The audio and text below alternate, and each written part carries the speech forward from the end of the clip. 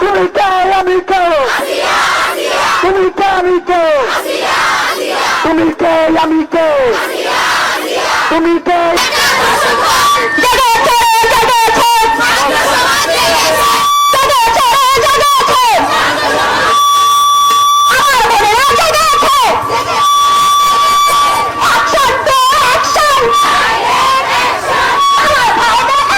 ইতিহাস থেকে রাজশাহীকে কখনোই মুছে ফেলা যাবে না। সব থেকে বড় অবদান হচ্ছে আমাদের এই নাগরিক কন্যাদের। সেই প্রশ্ন আমার বিশ্ববিদ্যালয় প্রশাসনের কাছে, একটার পর একটা ধর্ষণ হয়ে যাচ্ছে।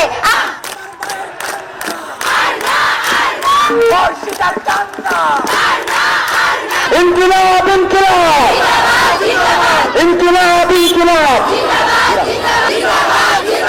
ইনকিলাব ইনকিলাব। আমাদের যে বর্তমান সময়ের বিভিন্ন ধরনের মেয়েতে ধর্ষিত হচ্ছে, একটা 8 বছরের মেয়ে যে কিনা কিছুই বোঝে না, সে মনের মেয়েতে অনিরাপদ। আমরা তাই সবাই রাষ্ট্রের মেয়েরা এখানে আন্দোলন করতেছি যে বাংলাদেশে কোনো ধরনের ধর্ষণ থাকবে না, নিরাপদ বাংলাদেশ। নারীদের বিষয়ের জন্য আমরা চাই সকল নারী একটা সুন্দর বাংলাদেশ থাকুক, যেখানে নারীদের নিরাপত্তা থাকবে। আমরা চাচ্ছি যে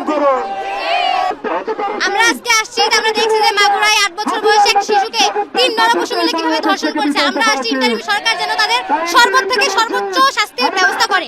আমাদের একটাই দাবি, ধর্ষকের ফাঁসি দিতে হবে। এটার একমাত্র শাস্তি হতে পারে মৃত্যুদণ্ড, এবং এমন দৃষ্টান্তমূলক শাস্তি হওয়া উচিত যাতে বাংলাদেশের কোনো নাগরিক এবং কোনো মানুষ যাতে নারীর উপর কুদৃষ্টিতে তাকানোর সাহস পর্যন্ত না পায়। এবং দৃষ্টান্তমূলক শাস্তি যদি বাংলাদেশে এখনই নিশ্চিত করা না হয়, ভবিষ্যতে এরকম লাই পেতে পেতে বাংলার প্রত্যেকটা নারী নির্যাতিত হবে, প্রত্যেকটা নারী এরকম অভোগের শিকার হবে। প্রত্যেকটা নারীর সর্বোচ্চ নিরাপত্তা প্রদান করা হোক এবং এমন অন্যায়কারীকে বাংলাদেশের সবার সামনে প্রকাশ্যে একটা দৃষ্টান্তমূলক শাস্তি দেওয়া হোক।